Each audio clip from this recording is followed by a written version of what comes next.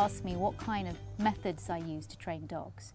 And I use a whole load of different techniques, but it's under one behavioural philosophy, which is positive reinforcement.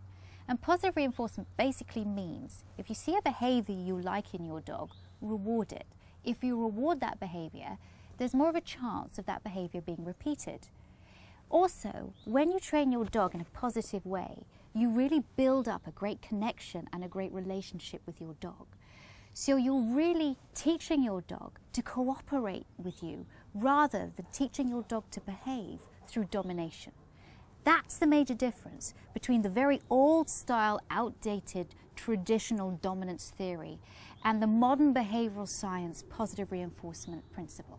At the end of the day, this method is about forming a good bond with your dog and helping your dog to learn.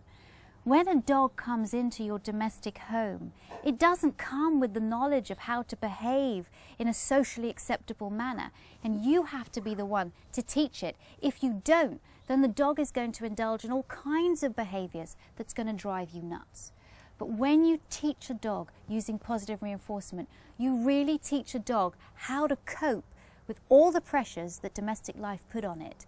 And you have a well-mannered and well-behaved dog that listens to you because it wants to, not because it fears what's going to happen to it if it doesn't. And that's the major difference. Sometimes people say that you can only teach dogs obedience training using positive reinforcement, and actually the red zone dogs, the really aggressive dogs, have to be treated harshly in order to get them to behave. And that could not be further from the truth. In fact, positive reinforcement techniques work better, are longer lasting, and are much safer with dogs that have aggression issues. In my book, dogs that don't learn well when there's a human dominance, animal submission methodology, it's much, much better, and you have a much better bond and relationship with your dog if you teach your dog how to cope with everyday life in a positive way rather than a negative way. I have a great relationship with Sadie here. She listens to me all the time because she wants to, because I make her feel good. Now, if I trained her by yanking her and jerking on her collar, shouting at her, holding her down, hitting her, poking her, she might still do things for me, but she would do it grudgingly. She would do it because she'd be frightened what would happen to her if she didn't.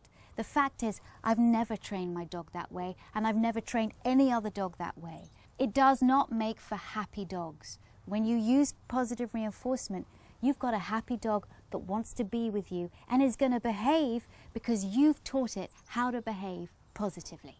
Join me on How Pets as I take you through how to train your dog positively.